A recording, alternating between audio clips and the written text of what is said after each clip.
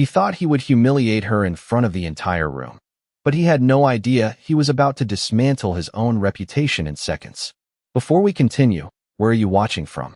Drop your city or state in the comments below, and if you believe respect should never depend on appearances, stay with this story. The lecture hall at Westbridge University shimmered under bright white lights. Rows of polished wooden seats filled with graduate students, visiting scholars, and faculty dressed in tailored suits and crisp blazers. The kind of room where reputations were built or quietly destroyed. And at the center of it all stood Professor Richard Harrington, a man whose name alone commanded silence, his silver hair perfectly combed, his voice sharp and precise as he wrote equations across the board with confident strokes, every movement carrying the weight of authority earned over decades. And yet just beyond the edge of that spotlight, nearly invisible to everyone present, stood Emily Carter, a woman in a plain gray cardigan and worn-out flats, holding a small notebook against her chest as she lingered near the back wall. Her presence so quiet it blended into the background like furniture. The kind of person no one noticed unless they were looking for someone to dismiss. She had spent the last 3 years working in facilities maintenance across campus, wiping down desks, emptying trash bins, walking silent miles across polished floors that echoed with conversations she was never meant to join. And yet today she had paused, just for a moment, drawn in by the complexity of the equations unfolding on the board, her eyes narrowing slightly, as if something didn't quite sit right, something subtle, almost invisible, the kind of detail only someone deeply familiar would catch. And for a brief second, her fingers twitched as though remembering patterns long buried beneath years of silence. Professor Harrington turned from the board, scanning the room with a practiced gaze, expecting admiration, expecting silence, expecting agreement. But instead his eyes landed on her, lingering just a moment too long, curiosity shifting quickly into irritation as he noticed the hesitation in her posture, the almost imperceptible tilt of her head. And then it happened, a small, quiet voice cutting through the room, barely above a whisper yet sharp enough to be heard. "Excuse me, wouldn't that transformation create an inconsistency in the final condition?" The air shifted instantly, a ripple of murmurs spreading across the room as heads turned, eyes narrowing, trying to locate the source of the interruption. And when they did, the reaction was immediate, subtle smirks, exchanged glances, the quiet judgment of a room that had already decided she didn't belong. And Harrington's expression tightened, not in confusion, but in offense, as though something beneath his authority had just dared to speak. And in that moment, the decision was made, swift and deliberate, the kind of decision that doesn't seek truth, only control. He straightened his posture, adjusted his cuff, and gestured toward the board with a thin, almost amused smile. "Well then," he said, his voice carrying just enough volume to draw every eye back to him, "why don't you come up here and show us how it's done?" The room fell into a charged silence, the kind that hums with anticipation, not of discovery, but of failure, because to them, this wasn't an opportunity, it was a spectacle. And as Emily hesitated for just a fraction of a second, feeling the weight of 100 eyes pressing against her, the marble floor beneath her feet suddenly felt louder with every step she hadn't yet taken. And somewhere in the back row, someone let out a quiet chuckle, quickly stifled but impossible to ignore. And Harrington watched, arms loosely folded, confident, patient, already certain of how this would end. Because in his world, people like her didn't step forward, they stepped aside. And yet, slowly, almost imperceptibly, Emily Carter lifted her gaze, her grip on the notebook loosening as her shoulders straightened just enough to change something in the air, something no one could quite name. And for the briefest moment, before her first step echoed across the floor, the room held its breath. The sound of her first step seemed louder than it should have been, a soft echo across polished marble that carried through the room like a quiet defiance against every expectation placed on her.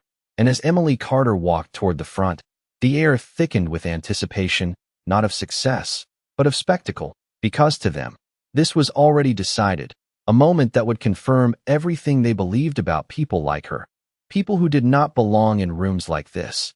And yet she kept walking, each step measured, unhurried, her posture still modest, but no longer shrinking, no longer invisible. and somewhere near the center row, a student leaned toward another and whispered, "This is going to be painful," followed by a faint ripple of restrained laughter that quickly died under the weight of Professor Harrington's presence. Because even mockery had its place and its timing, and he intended to control both. Harrington stepped aside from the board with a subtle gesture, offering her the chalk as though granting a privilege.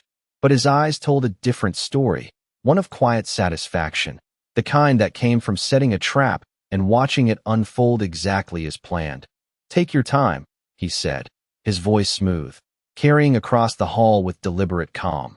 "We are all very interested to see your approach." And the emphasis on the last word was not lost on anyone, especially Emily, who paused just long enough to take the chalk from his hand, her fingers brushing against it with a familiarity that went unnoticed, or perhaps simply unrecognized.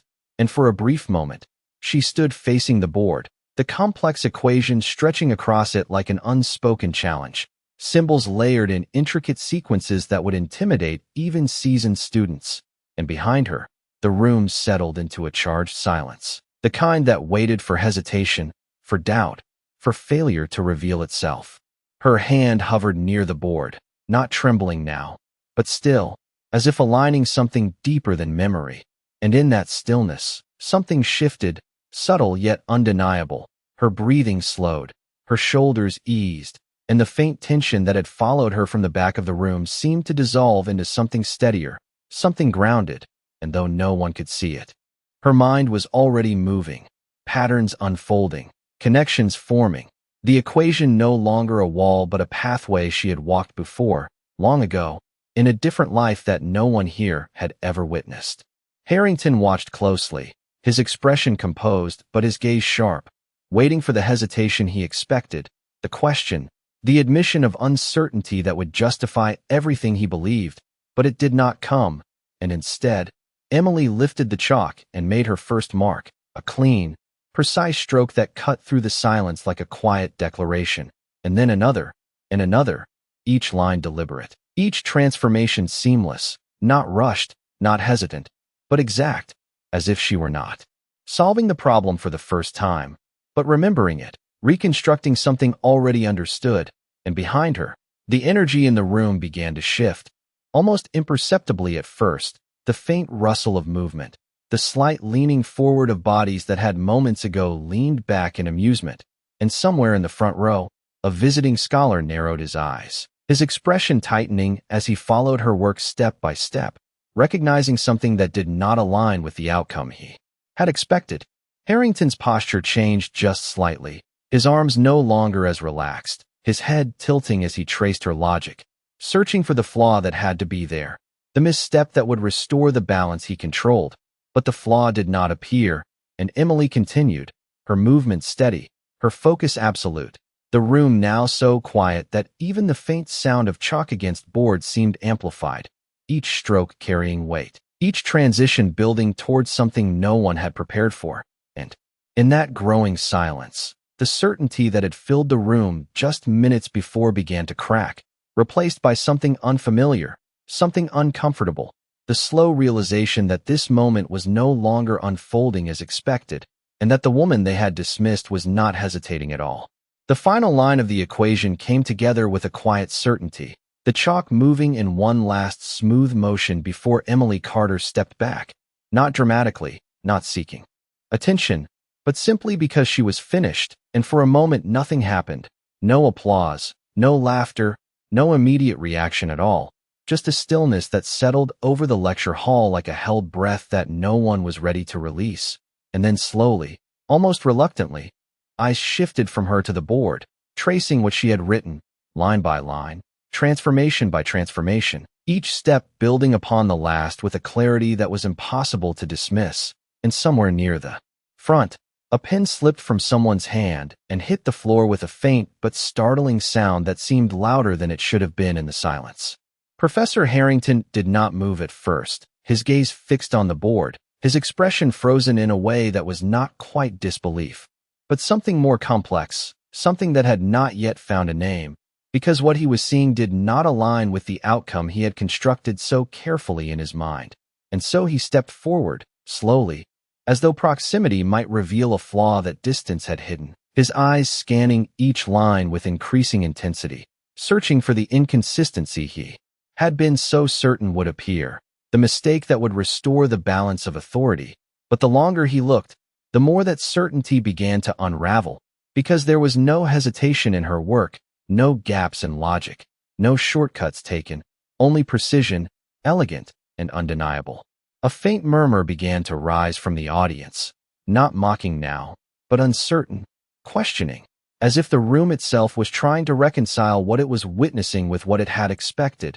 And one of the visiting scholars leaned forward in his seat, adjusting his glasses as he followed the solution more closely, his lips parting slightly as recognition set in, because this was not just correct, it was refined, optimized in a way that suggested not just understanding, but mastery, and that realization moved through the room like a quiet wave, subtle at first, then undeniable.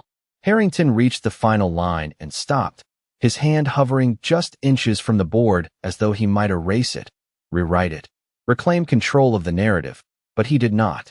Because he could not, and for the first time, the authority he carried so effortlessly seemed to falter, not loudly, not dramatically, but in the smallest shift of posture, the slightest delay in speech. And when he finally turned to face the room, the confidence in his expression had been replaced by something far less certain. Behind him, Emily stood quietly, her hands resting at her sides, her face calm, not triumphant, not defiant, simply present, as though this moment required nothing more from her than what she had already given. And that calmness seemed to deepen the silence even further, because there was no performance to react to, no arrogance to challenge, only the undeniable weight of what had just happened. Someone in the audience whispered, barely audible, "That is not possible."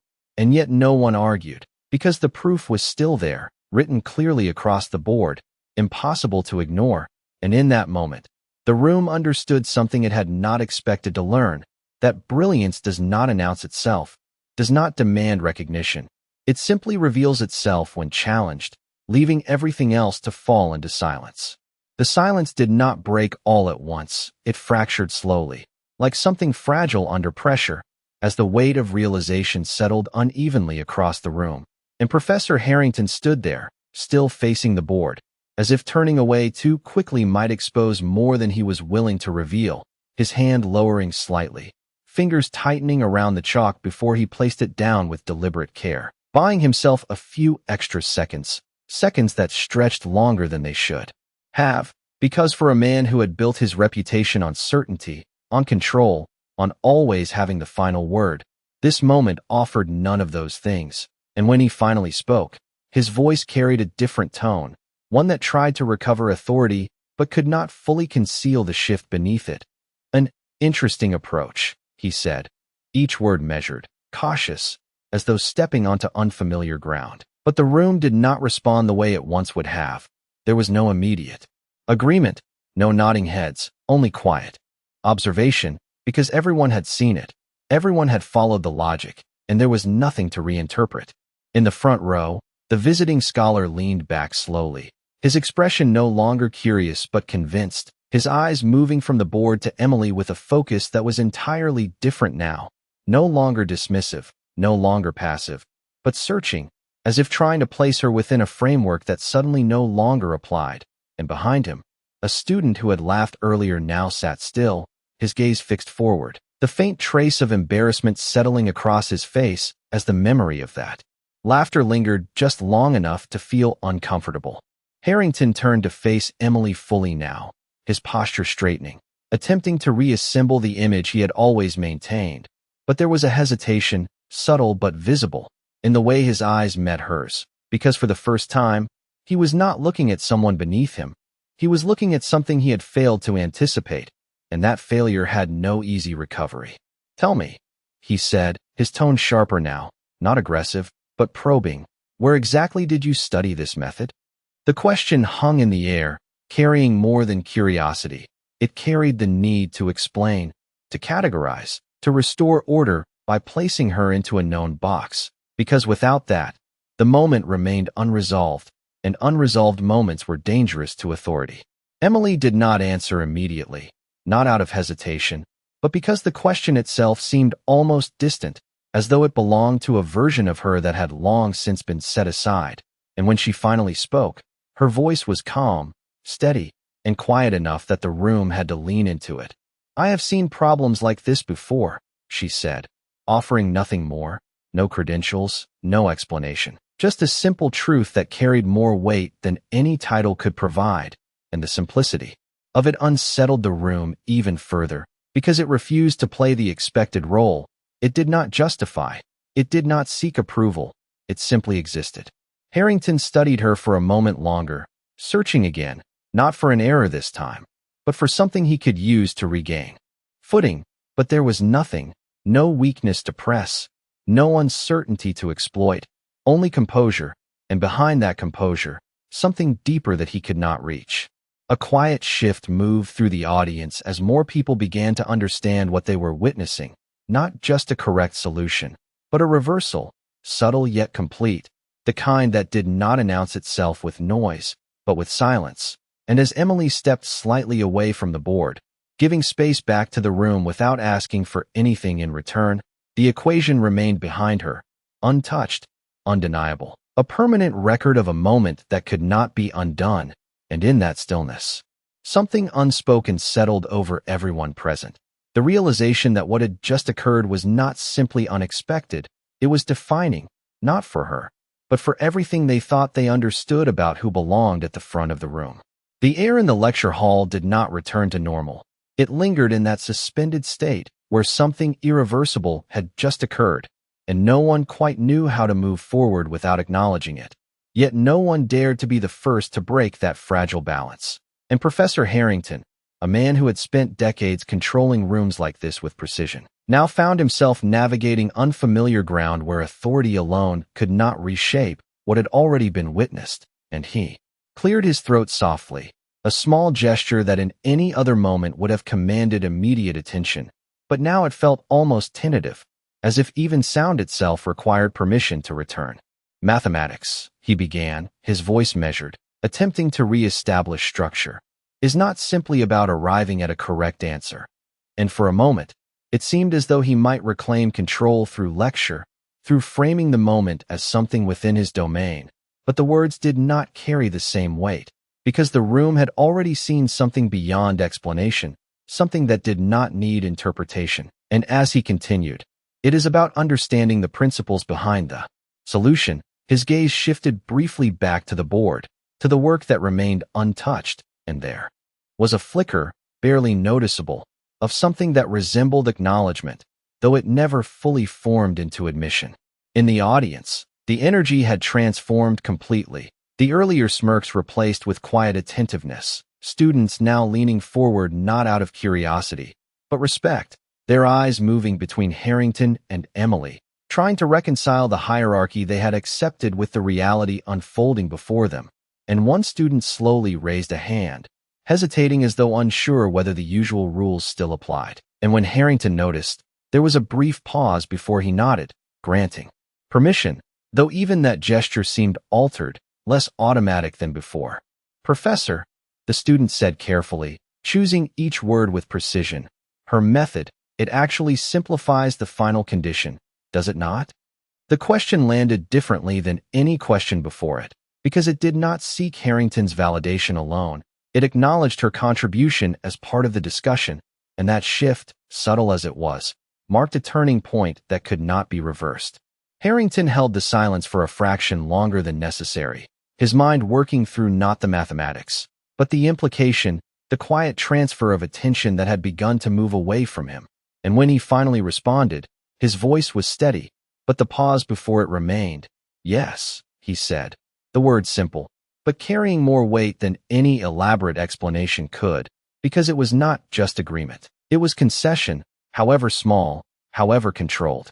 Behind him, Emily did not react to the exchange. She did not step forward or claim the moment. She simply stood there, her presence unchanged, as though the shift in the room did not belong to her, but to those who had just realized what they had overlooked. And that stillness, that refusal to take more than what was given, only deepened the effect, because it removed any trace of performance, leaving only truth behind.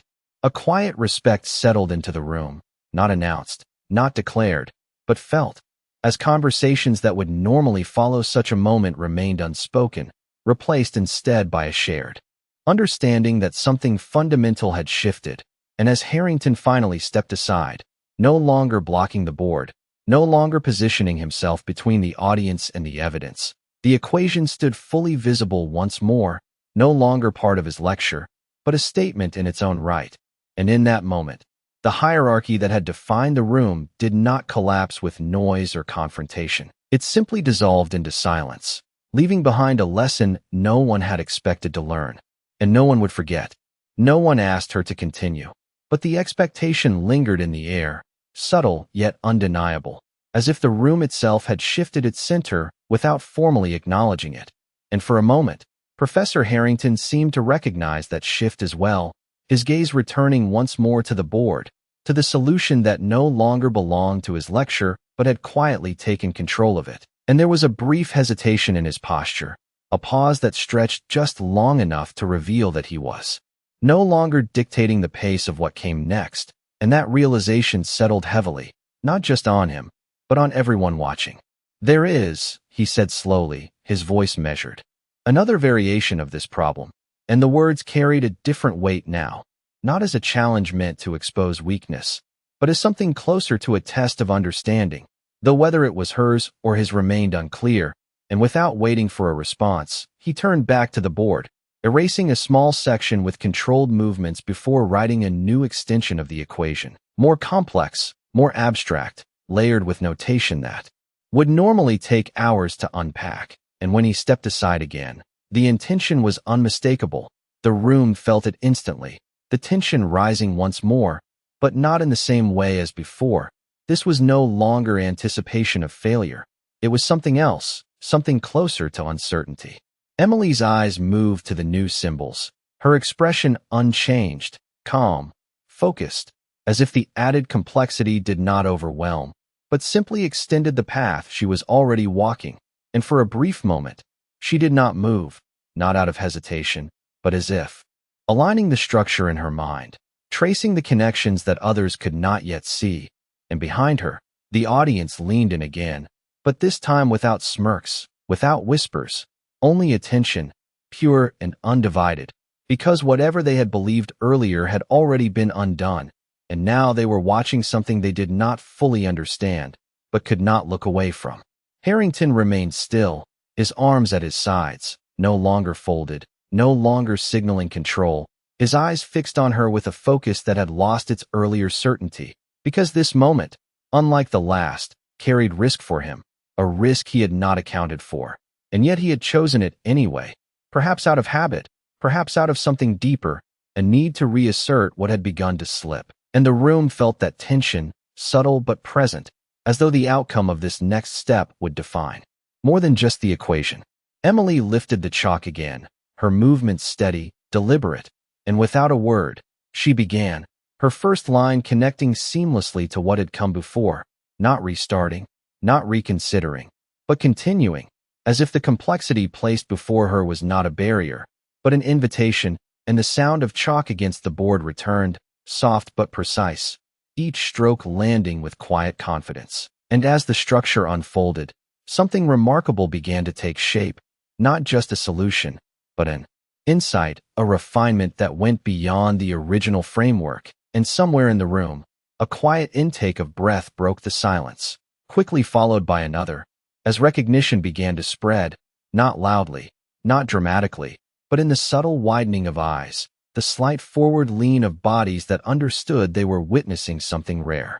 Harrington's gaze tightened, his focus sharpening as he followed each step, no longer searching for errors, but trying to keep up with the pace at which the logic was evolving. And for the first time, there was no illusion of control left in his posture, only attention, pure and unguarded. And when Emily reached the final line, she paused for just a moment, not for effect, but because there was nothing left to add, and she placed the chalk down gently, stepping back once more, leaving behind not just an answer, but a statement that extended beyond the problem itself. And in the silence that followed, deeper than any before, the room understood something without needing it spoken, that this was no longer about proving her wrong. It was about realizing they had been wrong all along. The silence that followed was no longer fragile. It was absolute, heavy with the kind of understanding that does not need words to be confirmed. And for several long seconds, no one moved, no one spoke, as if the entire room had been reset into a state where everything they thought they knew had to be reconsidered. And at the center of it all, Emily Carter stood quietly beside the board, her presence unchanged, her expression calm, almost detached from the weight of what had just unfolded. While behind her, the equations remained, not just correct, not just refined, but elevated into something that no longer belonged to a simple academic exercise, but to mastery itself. Professor Harrington did not step forward this time. He did not rush to the board or attempt to reclaim the space.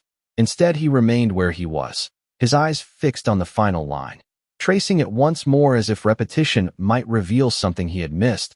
But there was nothing to find, no error to expose, no weakness to exploit, only clarity. And that clarity carried a quiet finality that he could not challenge. And when he finally exhaled, the sound was subtle, but in the stillness of the room, it marked a shift, the moment where resistance gave way to recognition. A chair creaked softly somewhere in the back, breaking the silence just enough for reality to return in small fragments. And then another sound followed, the faint rustle of movement as someone adjusted their posture, and then another, until the room slowly began to breathe again. But differently now, no longer charged with superiority or expectation, but with respect, cautious at first, then undeniable. And it spread not through words, but through attention, the way eyes remained fixed on her. Not out of curiosity, but acknowledgement. In the front row, the visiting scholar leaned forward once more, his voice low but clear as it cut gently through the quiet. "That is not just a solution," he said, choosing his words carefully. "That is original thinking."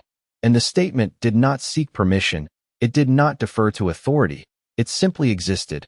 And in doing so, it confirmed what the room had already begun to understand, that what they had witnessed could not be dismissed or reinterpreted. It could only be accepted. Harrington turned slightly at those words, his gaze shifting from the board to the scholar, and then, slowly, to Emily. And for the first time, there was no calculation in his expression, no attempt to reposition himself within the moment, only a quiet, reluctant acknowledgement that settled into the lines of his face. And when he spoke, his voice had changed, not in volume, but in tone, stripped of its earlier sharpness. "Miss Carter," he said, the formality deliberate, almost careful, "would you care to explain your reasoning?" The question hung in the air, but it was no longer a trap, no longer a challenge meant to expose. It was an invitation, though one that arrived far too late to restore what had already been lost. And Emily, after a brief pause, simply shook her head gently, not dismissively, but with quiet certainty, as if the explanation had already been given in the only way that mattered. And her refusal was not defiance. It was completeness. The room accepted it without protest, because there was nothing left to demand, nothing left to prove. And as she stepped back once more, creating space between herself and the board, the message became unmistakable. She had not come forward to be recognized. She had only responded when called. And in doing so, she had revealed something that no title or position could contain. And in that moment, as the silence settled one final time, deeper and more grounded than before, the room understood a truth that would linger long after the lecture ended. That brilliance does not ask for permission to be seen. It simply waits for the moment when it can no longer be ignored. No one applauded, not because the moment did not deserve it, but because applause would have reduced what had just happened into something ordinary, something performative. And this was neither. This was something quieter, heavier, the kind of moment that settles into people rather than passes through them. And as the room slowly adjusted to this new understanding, the boundaries that once defined it seemed less certain, less rigid than before, and Professor Harrington, who had once stood at the center of that structure, now found himself slightly outside of it, observing rather than commanding, his presence still respected, but no longer unquestioned. He glanced once more at the board, at the work that remained untouched, and then back at Emily. And there was a brief moment where it seemed as though he might say more, offer something that would bridge the distance that had formed, but whatever words he considered did not come, because there are moments when language fails to restore what silence has already revealed, and this was one of them. Instead, he gave a small, almost imperceptible nod, not formal, not public, but real, and in that gesture, subtle as it was, there was acknowledgement, not of her role in the room, but of her place beyond it. Emily noticed, but she did not respond in kind, not out of indifference, but because the moment did not require symmetry. It had already resolved itself, and without drawing attention, she reached for her notebook, holding it once more against her chest, the same way she had when she first entered, as though nothing about her had changed, even though everything around her had. The audience remained still as she turned slightly away from the board, and for a second, it seemed as though time paused again, not in anticipation, but in quiet respect, because now every movement she made carried weight, not imposed, but recognized. And as she began to walk back across the floor, the same path she had taken before, the sound of her steps echoed once more, but differently this time, no longer a prelude to embarrassment, but a quiet conclusion to something far greater.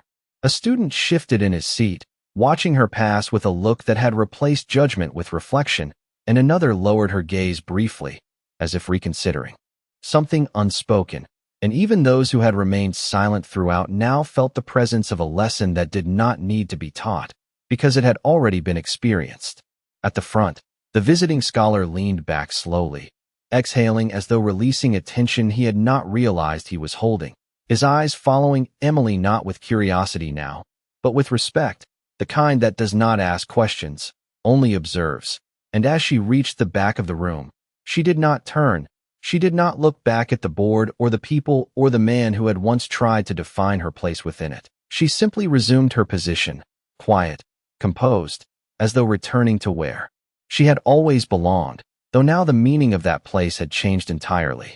And in the center of it all, the board remained, filled with her work, untouched, undeniable, a silent witness to a moment that had redefined more than just a problem. And as the lecture hall slowly began to move again, conversations starting in hushed tones, one truth lingered above all else, unspoken but understood by everyone present, that respect is not granted by titles or appearances. It is revealed in moments where truth leaves no room for doubt, and on that day, in that room, it had been revealed completely. The lecture did not end with a formal conclusion. It unraveled slowly, as if the structure that once held it together had been quietly replaced by something more difficult to define. And Professor Harrington stood near the front, no longer speaking, no longer directing attention, his presence still there but altered, as though the certainty that once shaped every word had been tempered by something he could not ignore. And for the first time in years, perhaps decades, he did not rush to fill the silence. He allowed it to remain, because in that silence, something more powerful than any lecture had already taken place. The students began to gather their belongings in subdued movements. The usual scrape of chairs and low conversations softened into something almost respectful, as though they were careful not to disturb what still lingered in the air, and many of them glanced toward the back of the room. Toward Emily Carter, not openly, not in a way that would draw attention, but enough to acknowledge that she was no longer invisible, not to them.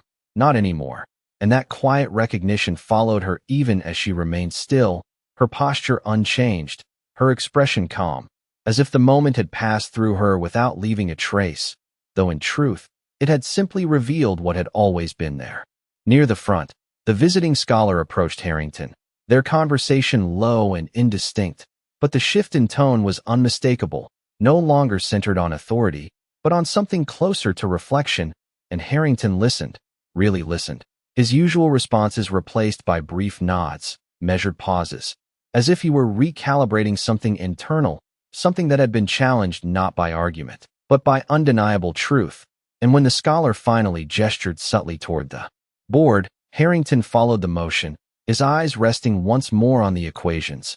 And this time, there was no resistance, only acceptance, quiet and complete. Across the room, a student hesitated before approaching Emily, taking a step forward, then stopping, unsure whether to speak, as if the distance between them had shifted in a way that words could not easily cross. and after a moment, he simply gave a small nod in her direction, a gesture of respect that required nothing in return, and Emily acknowledged it with the slightest inclination of her head, nothing more, nothing less. Because the exchange did not need to be larger than that, it had already said enough. The room continued to empty, one person at a time, until the once crowded hall became open again, the polished floors reflecting the quiet aftermath of something that would be remembered long after the details faded. And at the front, Harrington remained for a moment longer, standing alone with the board, the equations, and the silence that had replaced his authority. And then, slowly, he reached out, not to erase the work, but to rest his hand lightly against the edge of the board, as if acknowledging it, not as a correction, but as a lesson. And when he finally turned away, there was no urgency in his steps, no attempt to reclaim what had shifted, only a quiet departure from a moment that had redefined more than just a lecture. Emily was among the last to leave, her footsteps soft against the floor as she moved toward the exit, passing through the same doorway she had entered without recognition. And as she stepped into the hallway beyond, the noise of the outside world resumed, distant conversations, the hum of everyday life continuing as if nothing had happened. And yet for those who had been inside that room, something had changed permanently, something that could not be undone or unlearned, because they had seen it with their own eyes, felt it in the silence that followed, and understood it without needing explanation. That day was not about a problem solved or a mistake corrected. It was about the quiet exposure of truth and the realization that brilliance does not seek attention. It reveals itself when challenged, leaving behind a silence that speaks louder than anything else ever could.